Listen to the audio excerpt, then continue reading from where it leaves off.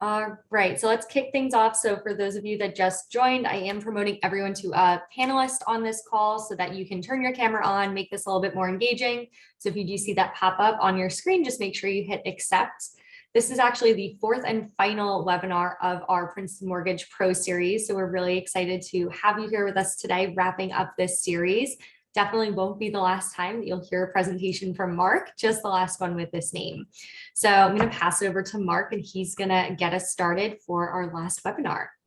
Awesome. Thanks, Liz. We're going to have some fun today. We're going to do a quick recap of what we did on the other 3 webinars, and then we're going to get into one of my favorite topics in the world, something that kind of changed my life when it was introduced to me, and I think has done a lot for the people here at Princeton as we've kind of made this a huge part of what we do. Player versus victim in terms of those different mindsets. And so welcome to the webinar. So this whole series is about achieving your dreams. And in webinars 1, 2, and 3, we're going to cover today what we went over in the first 3 webinars, just to recap. I think it's all connected. We're going to talk today about things that are inside or outside of our control, that victim's mindset or that player's mindset, and why it's so important to have a player's mindset and to focus on that, and how it takes work. And we're going to figure out, talk about what that means. And then also what you focus on expands, what the compounding impact is of living in a player's mindset or in a victim's mindset.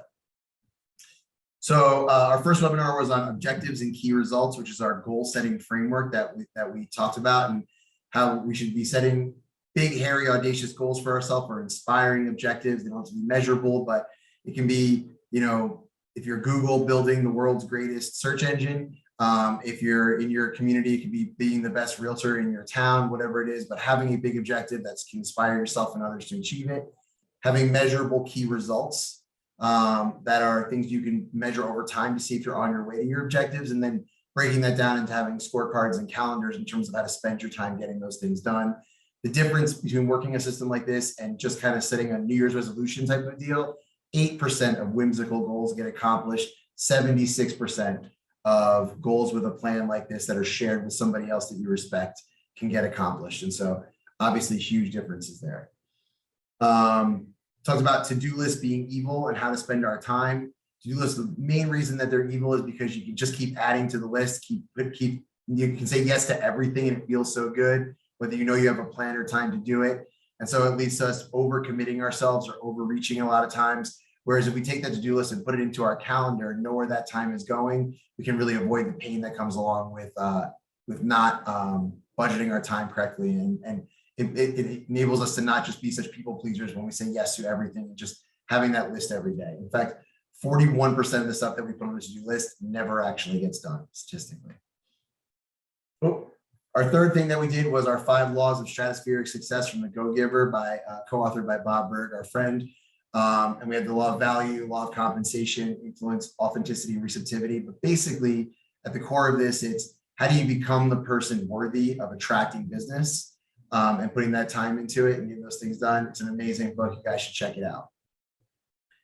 So I'm actually going to stop sharing my screen for a minute here, because I think this is a more interactive part of this. And if you guys can hear, put your video on, great. If you can't, I understand people are at work, in their car, whatever it is that they're doing. But I'm going to stop sharing for a minute, because I think it's more fun if we can do this together.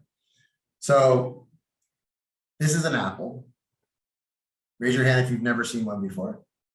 Good, no one raised their hand. I think we're okay. All right, so we're going to play a game. It's interactive. If you can unmute and answer for me, that would be great. Why did the apple fall? It's not a trick question.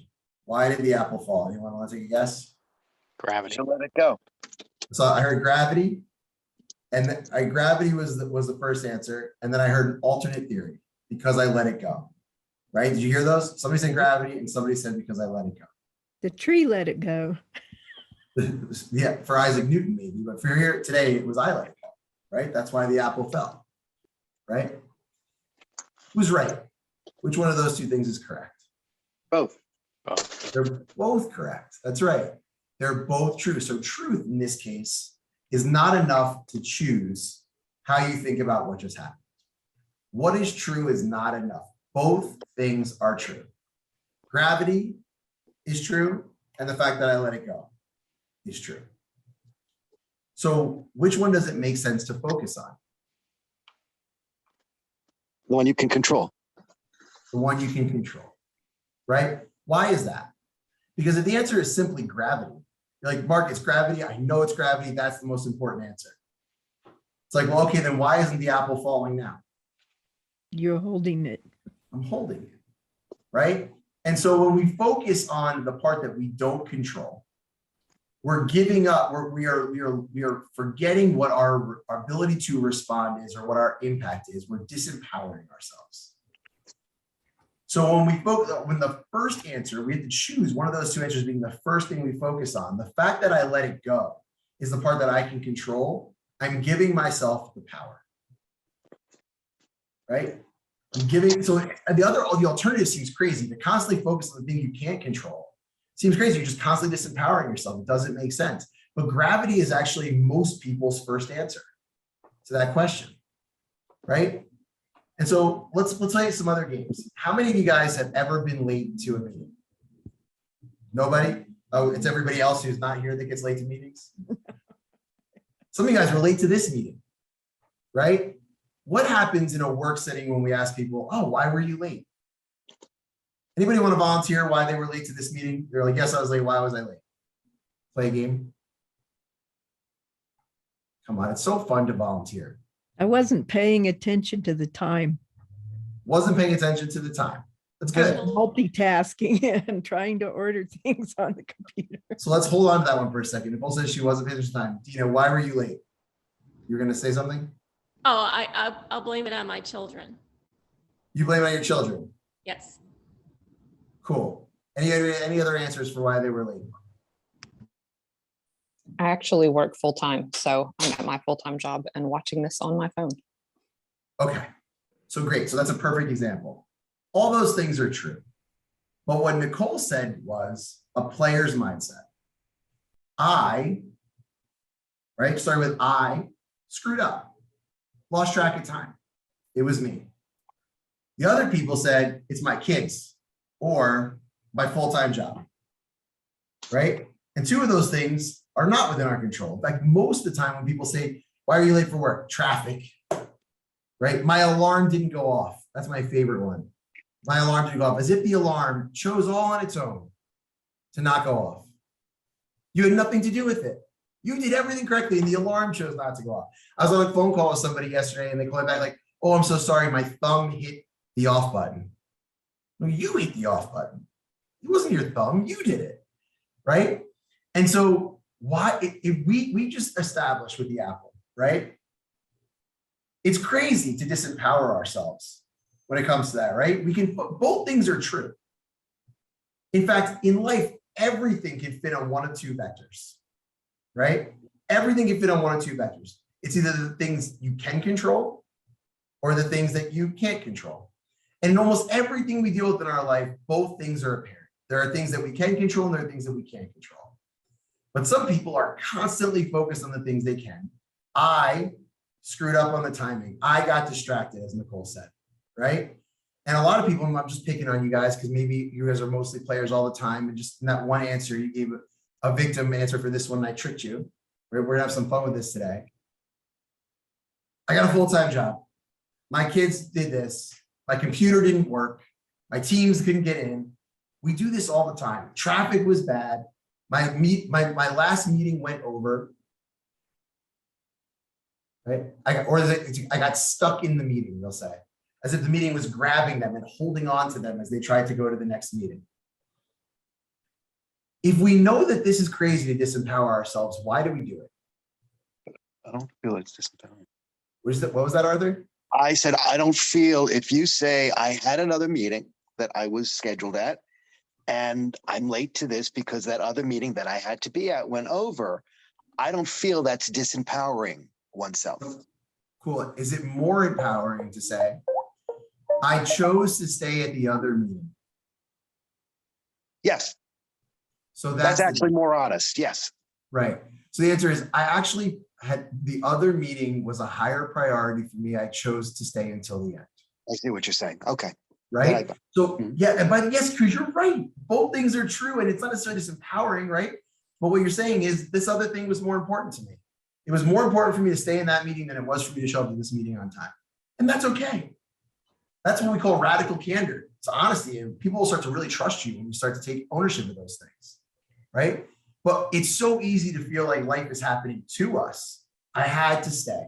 I committed to the other meeting. Well, you committed to my meeting too, right? And so how we talk about these things will matter. I'll explain that. Nicole, what were you going to add? I think a lot of it is feelings of guilt. You know, we are guilty because we're not measuring up even to ourselves. And so we kind of try to buffer that. Yes, it's actually, it just feels better when it's not your fault. We want to be innocent. It's not me. Liz and I work together, and I've blown her up on a couple of these. Something will break. She's like, it's not my fault. I'm like, well, then whose fault is it? It's like, oh, well, I guess I am in charge of the marketing. Maybe it is my fault, right? You have to go back to that, right? But it's like, it feels so good in that moment to say, it's not my fault. I didn't do it. My alarm clock didn't go off. It was the traffic, right? My kids, my job, it feels so good. But the cost of innocence is impotence. And everybody laughs when I use that word.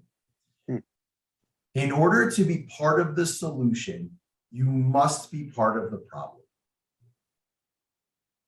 When we constantly play the victim, and by the way, this is not a you problem. This is all of society's happening. It is very hard in this country or this world right now that we live in to have a player's mindset. We are constantly rewarded, at least in that moment, for having a victim's mindset, right? If you walk into a meeting at work and you're late and you're like, oh, I'm sorry, the traffic, people might move on to something else very quickly. My kids, right? So, oh my God, if you say something happened with my kid, it's like, well, now I can't say anything. It was the kid. So it's okay that they were late, right? It just feels so good. But the answer is, hey, I chose to prioritize this other thing, right? There might be a cost for that in that moment if you're in an unhealthy work environment, or it's easier to get through that thing. But the reality is that there's a compounding effect of acting like you're at the effect of your environment versus that you are the thing playing into your environment, that you have a responsibility. And I don't mean responsibility is in like you're in charge. I mean, responsibility is in the ability to respond.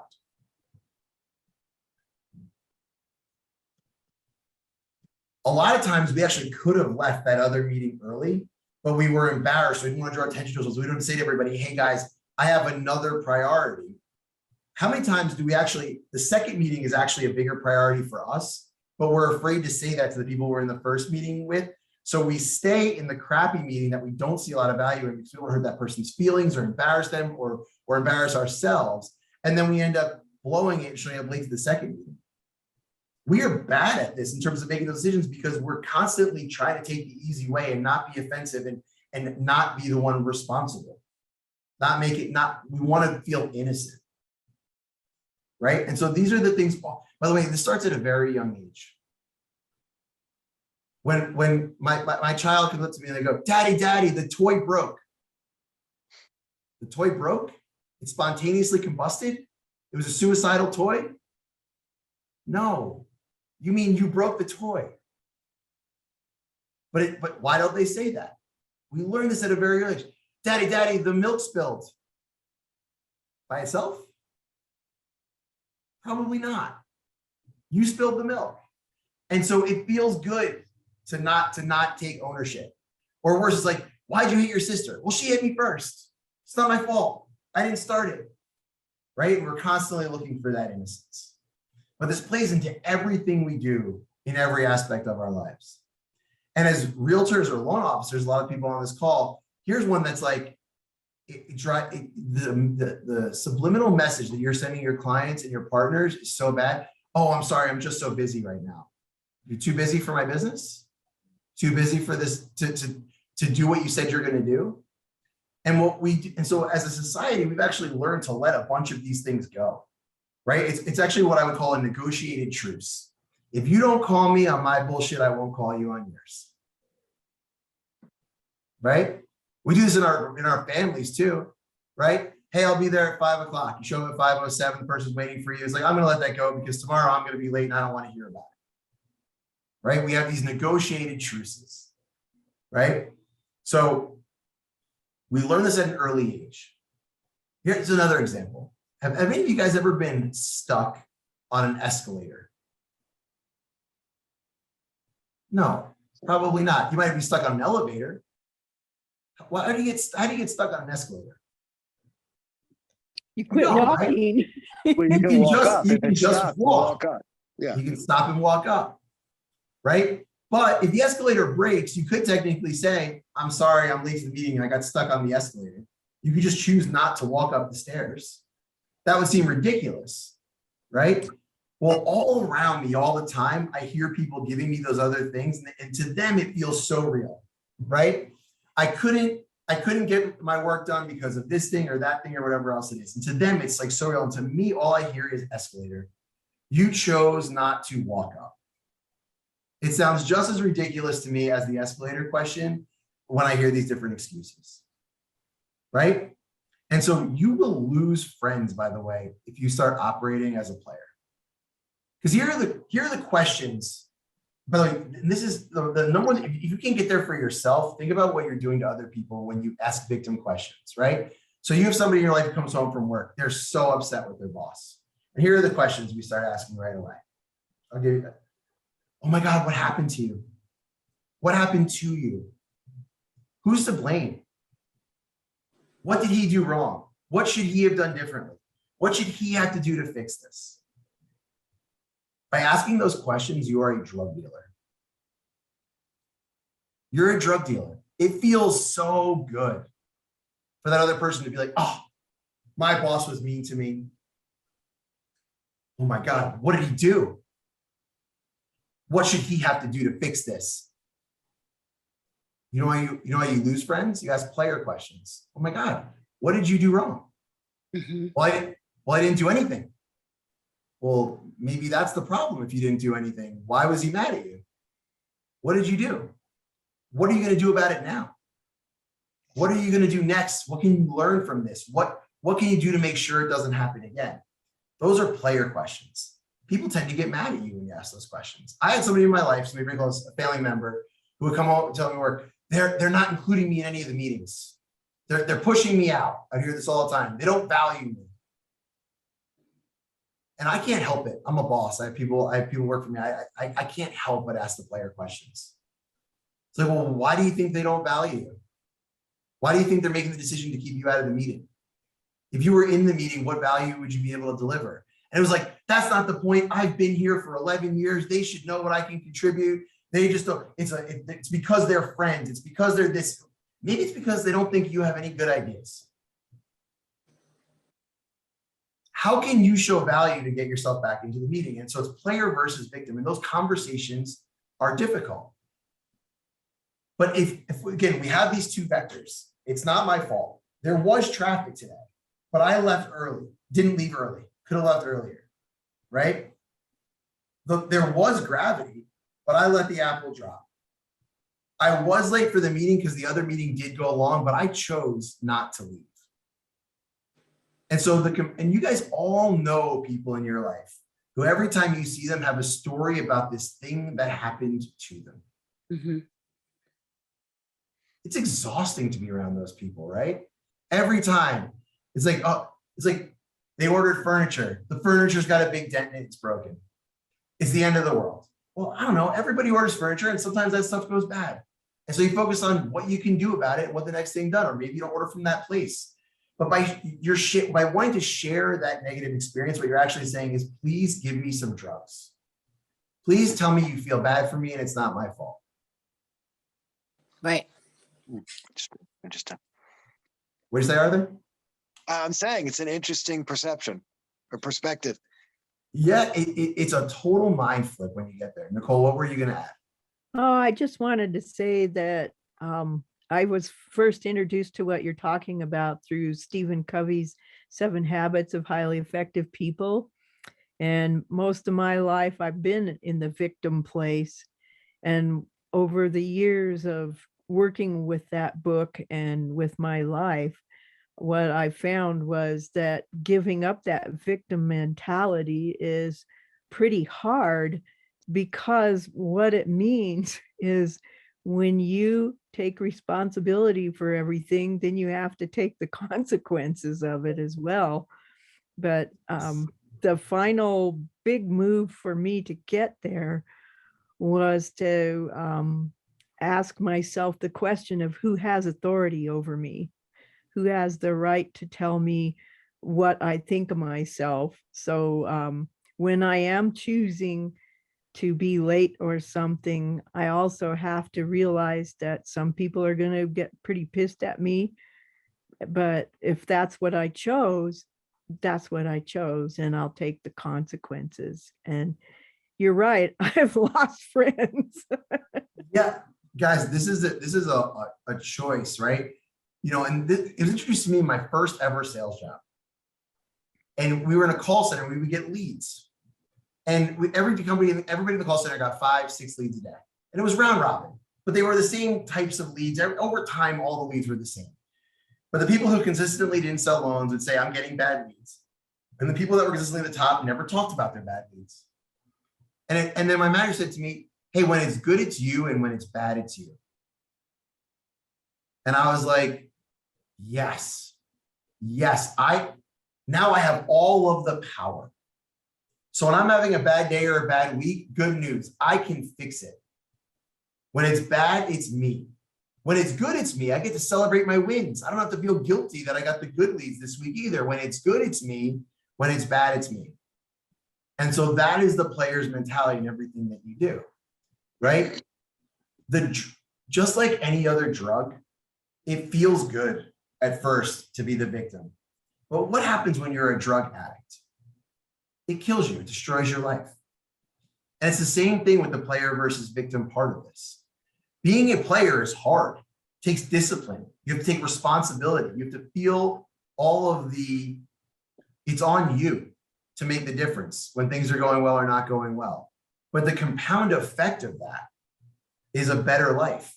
Every time you make the strong and courageous decision to take responsibility and focus on what you can control, you build up a little more muscle, like going to the gym, and you become a little better at it. It becomes a little bit easier. Now, I'll be honest with you, I've been living this way for a while, a long time. My whole sales career, I focused on this. And then when I got to Princeton, we started really talking about the frameworks of this and doing coaching on it.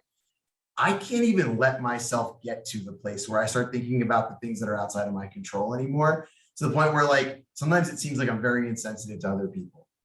I don't want to hear about the market if you're not performing. I don't want to hear about it. And if you can't, you want the fastest way to do it is stop measuring yourself against what you did last year. Do the hard work of getting statistics about market share and start thinking about how you're going to steal more market share this year. Focus on the part that you can control, not the part that you can't. Can you fix the market? So why are we talking about it? Is talking about it going to give you some sort of extra gleam of information that's going to help you do your job better? Maybe, and in that case, we can talk about it. When we start talking about what our goals are and what we're going to do this year, the market can't be the thing that you focus on. It feels good. Oh, my numbers are down. It's the market. I know a guy who I really like, who's very well connected in Charleston and is a realtor who never sells any real estate. And for the last 2 years, he's been telling me that it's the market.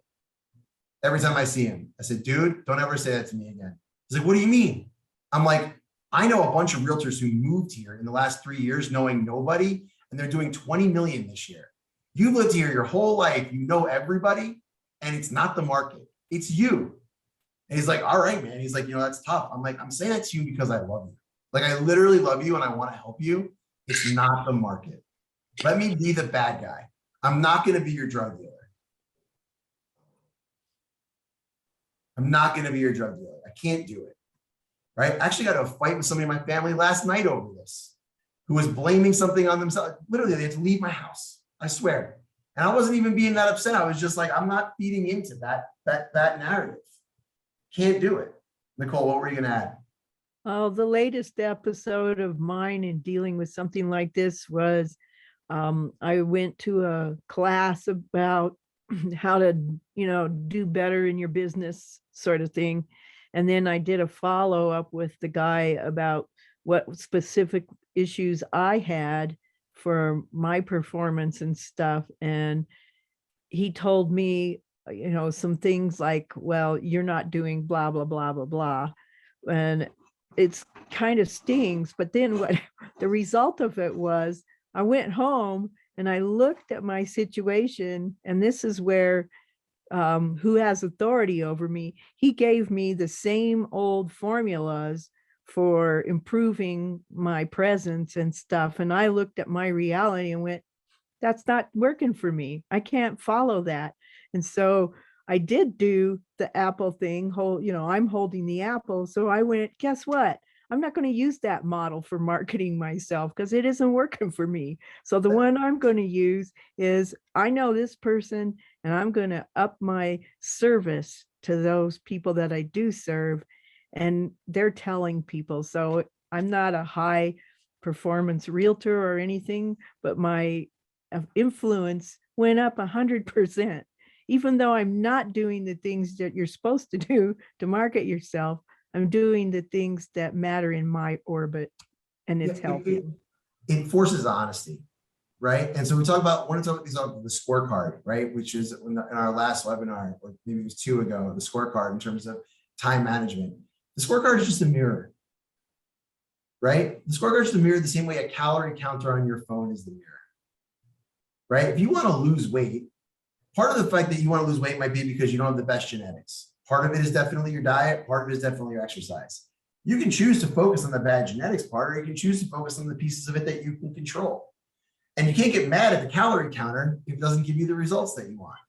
That's the honesty. You know why we stop getting on the scale? Because we don't want to look in the mirror. It forces us to take responsibility, right? If a year from now I follow up with you and I'm like, hey, are you working on that player or victim stuff? And you're like, no, it wasn't really a very good seminar. Well, then that's a victim mentality, right? But if you come out of this and if you work at it and you're a player about it, then you'll come out of it and make a big difference. It's the same thing as any other sales seminar that you go to. Most of the people don't do the stuff, right? And so at its very basic core, do we want to act like our children when it comes down to the milk spilled, the toy broke, and have those types of things? Or do we want to take responsibility, which is to say, I broke the toy, I chose to stay in the other meeting, I double booked myself, I didn't give myself enough time between meetings, I committed to doing too many different things. It happened to me last night. I was reading for work, and somebody, our coach here, Denise Martin, does coaching for us and has a long track record, said, hey, I sent you this other email. Did you look at it? I said, I saw the email. I haven't looked at it. I said, I will look at it tonight and I'll let you know. And as I said it, I realized that was not true. Now, I could have called her today and said, I got busy, I got tired, I fell asleep. But I actually said, Denise, I made a really bad decision at that moment in telling you that I was going to do it. And I overbooked this. I prioritized my sleep over reading the thing, and I will do it this morning. I'm taking my power back in that conversation.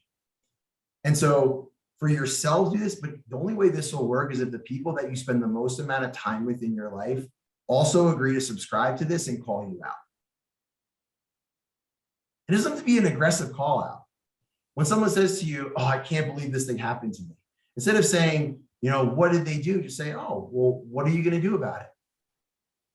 Or what did you do to contribute to that situation happening? What can you learn from it as we go forward? By asking those player questions, we create a very different narrative. So I'm going to hop back into the webinar just to see all the things that Dan put together for me that I missed in some of this explanation. We'll go through and just get some more formality on it. And some people I know are visual learners, and so maybe it's helpful to see it. So I'm going to pull that back up. But any questions about a different scenario or any other scenarios that come up where you're like, man, I think you want to share where it's like, man, I think I've been taking the easy way out on this, or letting myself down by blaming the situation. And by the way, this is sensitive stuff. Like sometimes it's like around people are telling me about their health things. It's like, oh my God, I have this bad back. It's like, yeah, maybe, but you don't really stretch. You don't really exercise. You don't have the best eating habits. You have this thing going on. What are you doing about it? And that can get that's how you can lose some friends, right? But the reality is I don't want to be your drug dealer. I want to be the person who maybe motivates you to do something about it that leads to better outcomes. Focus on the things that you can control. So the player is in the game and can affect the outcomes. The victim is out of the game and can only suffer the consequences of the actions of others. So again, we talked about our children, child gets sick, there's a leak in your roof, there's traffic on your way to the meeting, the market goes crazy. These are things outside of our control, right? Feels good to be innocent, but they're the things that are outside of our control. When things go wrong, it's about responsibility, the ability to respond. So here's some victims mindset stuff. I would have gotten to the meeting on time, but some jerk in front of me was driving too slow. I would have made the deadline I promised to make, but my computer went down. I would have done better this year, but the market is turning. They're focusing on the things that are outside of their control. It's not my fault. They're asking for drugs, and they're going to be gravitating towards the people in their lives that are willing to deal them.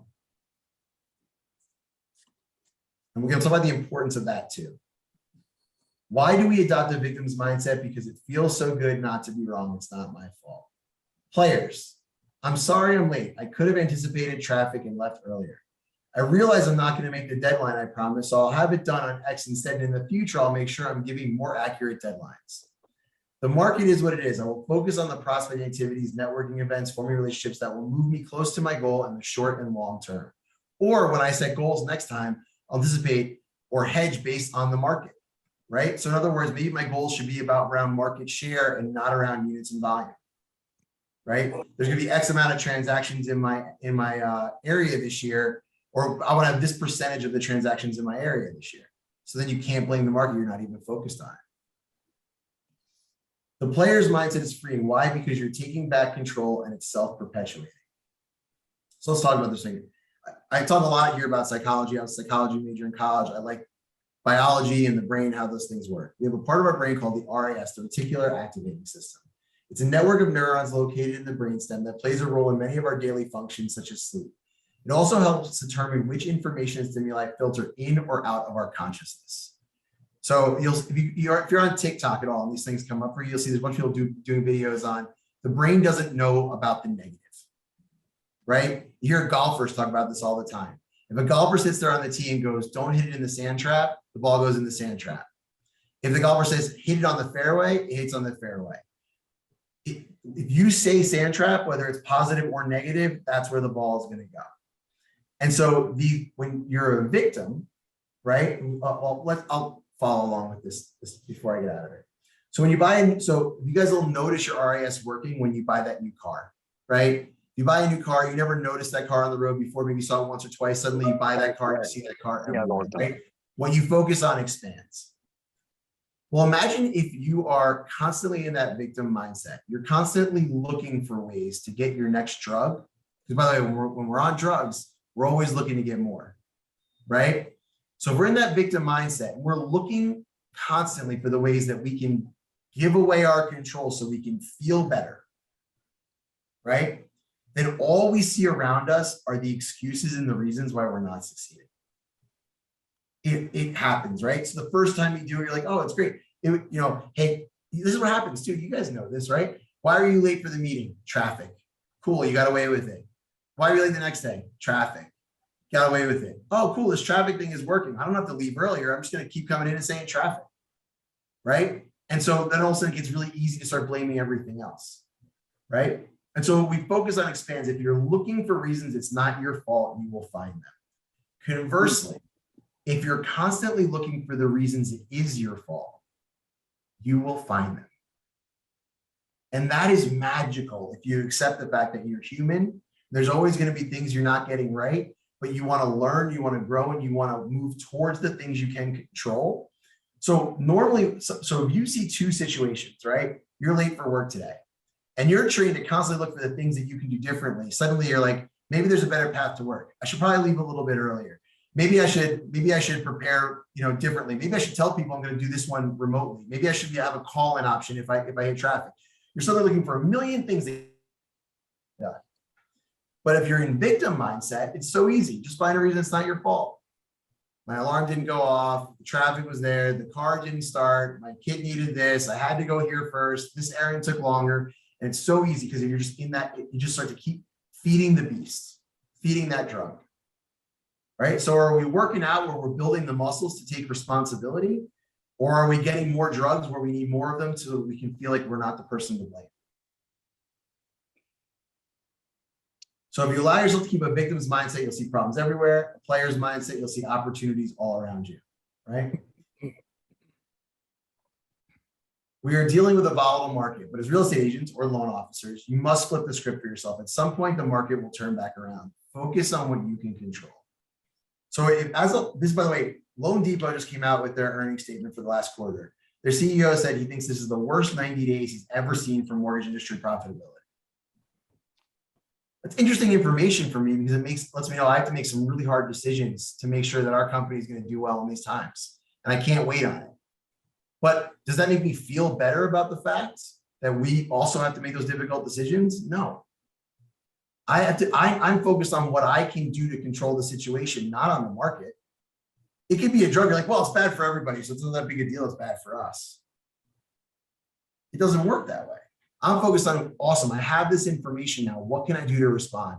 What can we do differently? Where can we steal market share? How can we pick people up? How can we solve for this? How can we be one of the 5 or 10% of companies that does more business this year and not one of the 90 or 95 that does less? Because in every market, we know there are winners and losers, but the players are the ones who end up being the winners. Have a genuine desire to operate from a place of control. Accept that there are things you can still control in every situation. Name your dream, write it down, and tell people about it. Going back to our OKRs. Focus on the important but not urgent activities that will lead you towards your dream. The scorecard stuff we talked about. Be a go-giver. Practice gratitude and have faith that you're capable of achieving your dreams. This is kind of a summation of all the things we've gone over the last 4 sessions. If you become really good at time management, set really ambitious goals with clear key results that you're focused on. You're constantly focused on how you contribute and give back to others by giving yourself. And you accept that when things go wrong, you're going to focus on the things that you can control and the things that you can't. You will double your business or double your market share over the next 12 months. Those are the secrets. Now, most people, even the ones who have been coming to all these sessions, probably won't do all of that stuff. But for the people that do, or at least do some of it, or maybe even most of it, you will see tremendous results. This stuff is all easy to do. The problem for each of you is that it's easier not to do. It's all easy to do, but it's even easier not to do.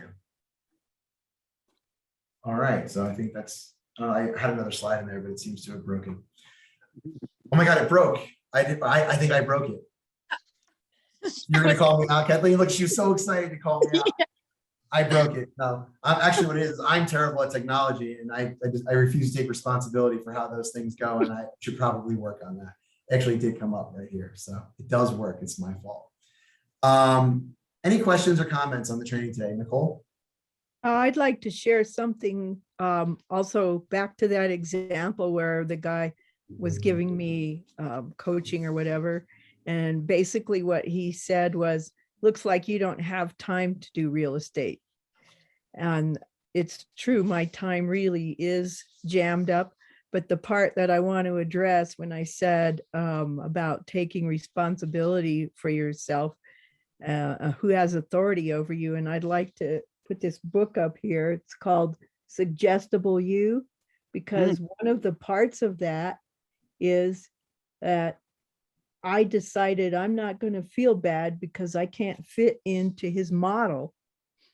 And so, nope, I'm not going to be a top-notch realtor. I don't want to be right now, but I also don't need to feel guilty because I'm not. And so the approach that I did take was I'm doing better service to the people I do serve. And that's what I need to do for me. But I don't feel guilty that I didn't fit the model. No, I think that's great. Listen, everything that you've said is about you being self-aware and knowing what you want out of your life right now and making those things happen. And we train on those things here every day at Princeton. You know, when we do a lot of coaching and training. It's never about with every single person. It's not like we were just saying you got to do more business. You'll never hear us talk like that here. What we really focus on is, hey, what do you want your life to look like? What do you want? What do you want your life to look like? And all of this stuff is about giving people the tools to build the life that they want. And along the way, things do change. A lot of this drives clarity for people where it's like, I want to do 100 million as a loan officer. And then after they get into this stuff, they're like, actually, that's not really what's most important to me. What's most important to me is doing as much business as I can and being home at 4 o'clock every day for my kids. I want to do as much business as I can in 6 hours a day, not 100 million. Well, that's a different goal. It's a different mindset. But sometimes you have to go through these exercises and have that player's mindset to get to that place. And so I encourage all of you guys as you go forward to say, okay, hey, whatever the thing is right now in your life that it's not going the way you want it to go, good news. It's your fault. You can do something about it, right? And it might mean saying no to something else that you never previously considered saying no to. This thing that you have to do, or this place that you have to be, or these people that you can't let down. Well, you're choosing those things, right? So start changing the way you think about it.